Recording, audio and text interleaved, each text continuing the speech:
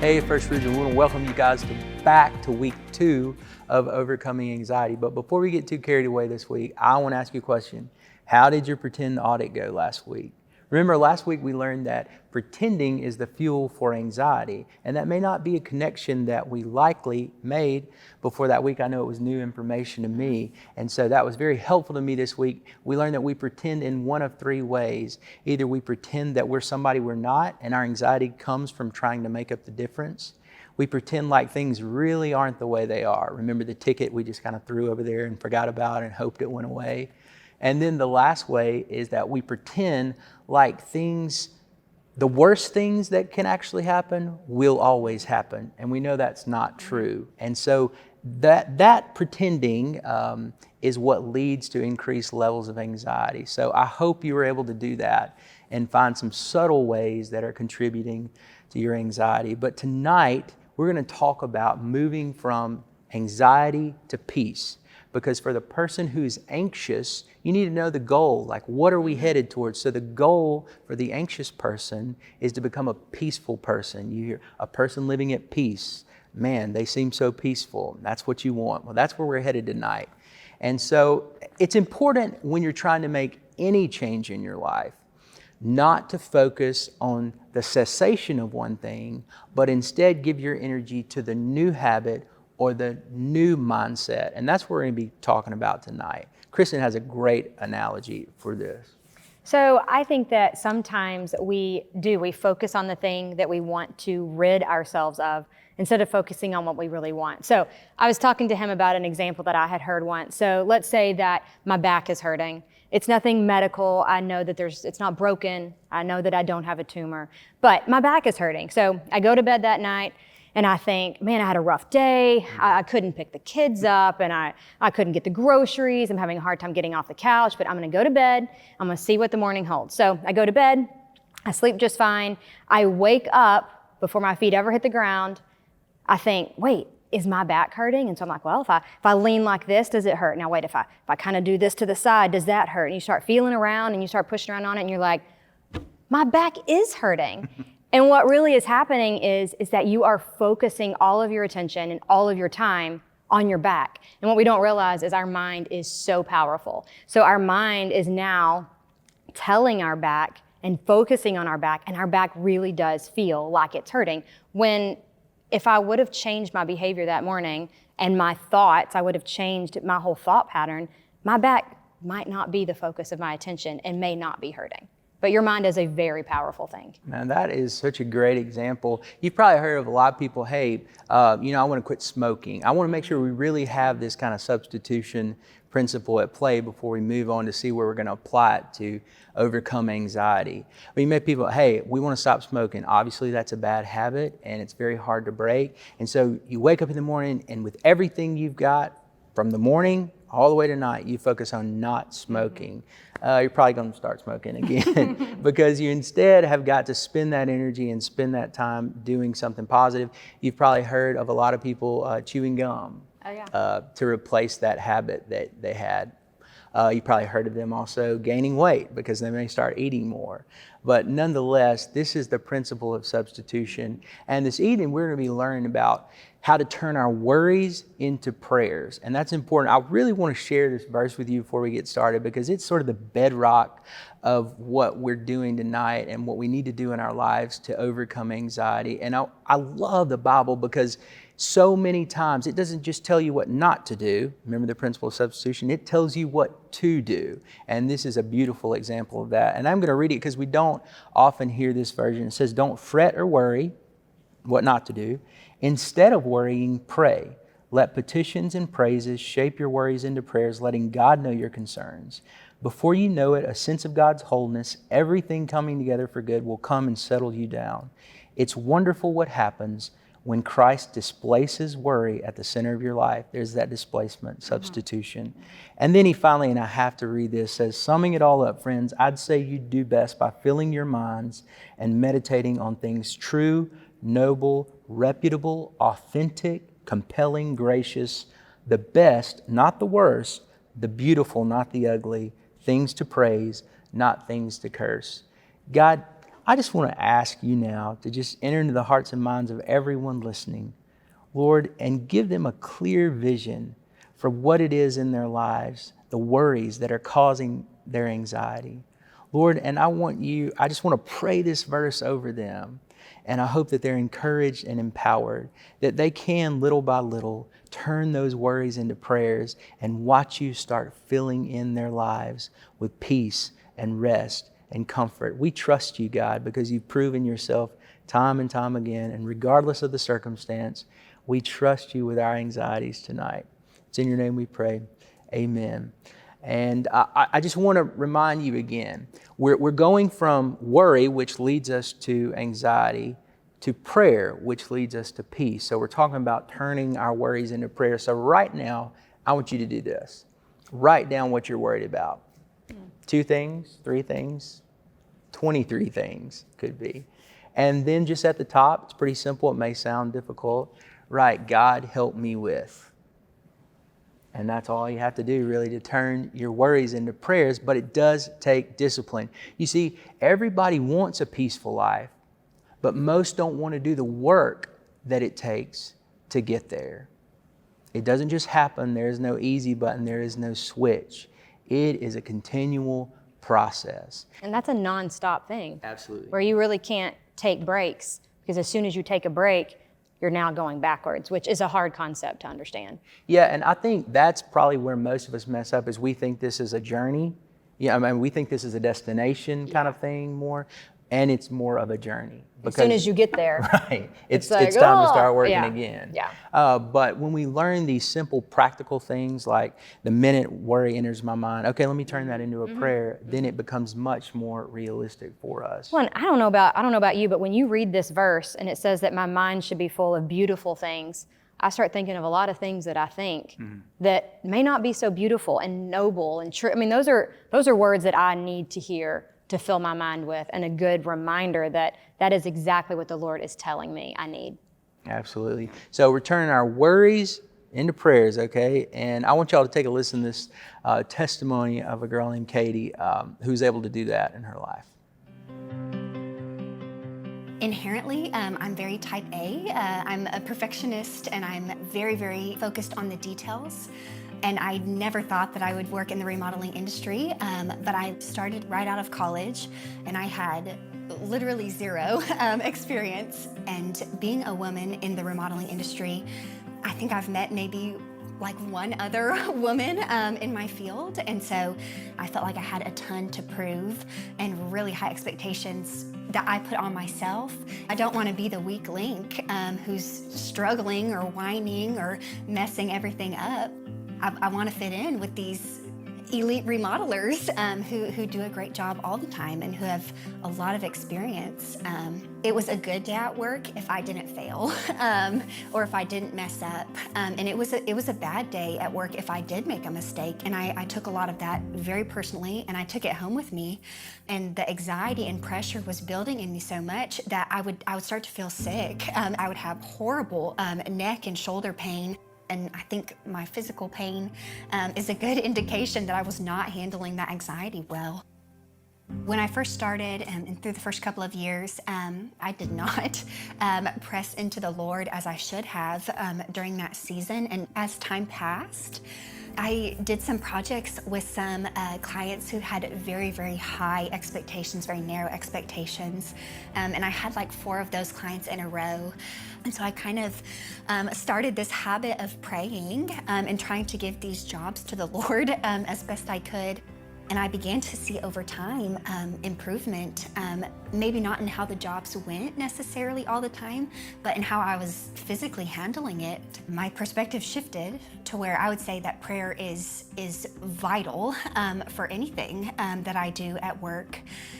Not that it guarantees a miracle or guarantees success or perfection, but it takes the focus away from me and places it on the Lord, no matter how the job goes.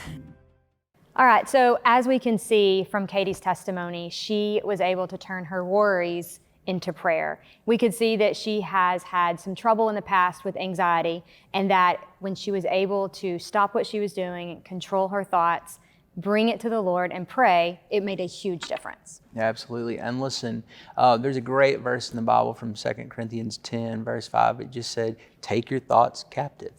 Hey, you can't say it much more plain than that. And so we want to focus on that just a little bit, because I believe that's integral into learning, hey, this is a worry and I need to turn it into a prayer. It's that I have to actually be aware of my thoughts. And so many people, maybe you've heard them say, or maybe you've said this before, I just can't help how I feel. There's never been a less true statement. You have absolute control over what you think, and you have absolute control over how you feel. So just know that tonight, be empowered with that tonight, those two realities. And I just want to tell you this, the average American has a little more than 75,000 thoughts in a day. More than 50% of those thoughts are negative, and the majority of the rest of them are repetitive. So that is the power that our mind holds for good, if we could only learn to transition it and shift it that way. And it begins with taking those thoughts captive. And I love, from a mental health standpoint, that the Bible and what I'm going to teach you about mental health are the exact same thing. And I'm like, oh, go figure. Jesus actually knew exactly what he was talking about to keep our minds pure and our minds focused totally towards him. So we're going to talk about the difference between controlling thoughts and controlled thoughts. So let's start with controlling. And let's say that I'm in a situation where I feel lonely and I feel sad and maybe I feel left out. And I go into a room and I feel all of these feelings, and the whole night, that's all I'm feeling. I'm sad, I'm lonely, and I'm feeling left out. And so now I'm on this cycle of these emotions that are now taking me to this very dark, toxic place where I'm having trouble making conversation because I, again, am feeling sad, lonely, and left out. And now these thoughts are controlling my behavior. I'm not saying what I want to say. I'm not enjoying my time. I am not having any fun because these thoughts are controlling me. And if we look at the opposite, if we talk about controlled thoughts, these are the thoughts that I have stopped when they become negative. When they become toxic, when they are headed down a dark path, I am able to have the self-discipline to say, no, I'm not going to go there. I'm not going to allow myself to go down this path, because I know first thing, it's not biblical.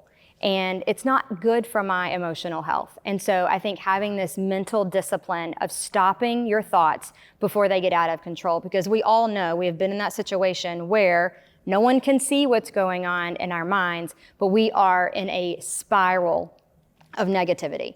And all of a sudden, something that was very small has now turned into a very big ordeal. It's renting space in my head. I am now spending all of my mental energy focusing on this one thing. So let's say it's being left out. Now I'm always concerned with being left out. Every room I enter, every party I go to, every time I go to Kroger, every time I sit in church, my mental capacity is completely full of this negative feeling of feeling left out. And again, how easily we can change that by just saying, no, Kristen, you're not going to allow yourself to go down that road.